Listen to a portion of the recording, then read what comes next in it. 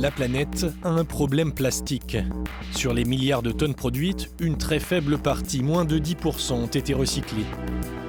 Le reste termine brûlé, est amassé dans les déchetteries ou se répand dans les océans. Chaque année, des tonnes de bouteilles comme celle-ci sont incinérées en Europe. Ici à Plaisance, dans le nord de l'Italie, des chercheurs mettent au point un réacteur capable de recycler des déchets jusqu'ici impossibles à traiter.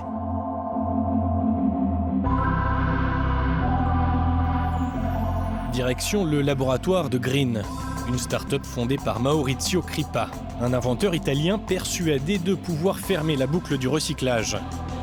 L'objectif de son équipe, redonner vie à des objets du quotidien jusqu'ici condamnés, ne pouvant pas être traités dans les usines de recyclage mécanique.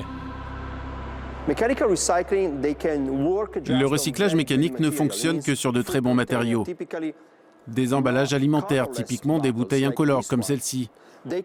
Il permet aussi de traiter des bouteilles colorées. Mais par exemple, celle-ci est trop colorée.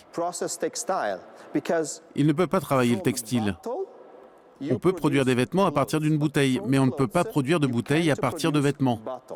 En fait, le recyclage mécanique est un recyclage descendant. Grâce à notre technologie, nous pouvons faire du recyclage ascendant. L'objectif, c'est d'isoler le polytéréphtalate d'éthylène, ou PET, le matériau le plus utilisé dans l'emballage et le textile. On appelle ça la dépolymérisation.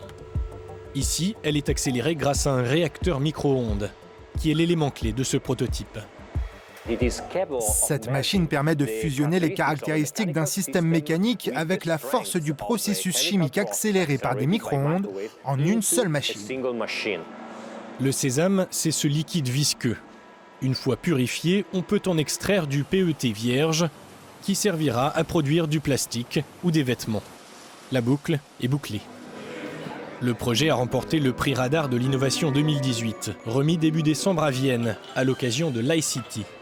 Une initiative de la Commission européenne visant à identifier les innovations à fort potentiel commercial. Les meilleurs inventeurs et entrepreneurs sont venus des 4 coins du continent présenter leur vision de la société de demain. Les recherches de Maurizio Crippa ont séduit le jury qui a attribué à Green le premier prix. Le défi en Europe, à mon avis, c'est que la transition de la recherche fondamentale à la recherche appliquée, puis au centre de recherche des grandes entreprises, puis des grandes entreprises au développement commercial, puis enfin la mise sur le marché, cela prend beaucoup trop de temps. Nous devons changer cela en Europe. Nous devons créer des raccourcis pour être compétitifs et nous dépasser. La production de plastique explose.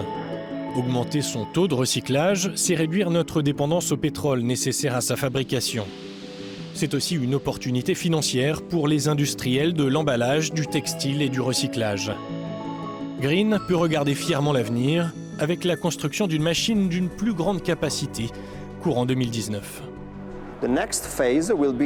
La phase suivante consistera à construire une usine d'une capacité d'environ 25 000 tonnes par an.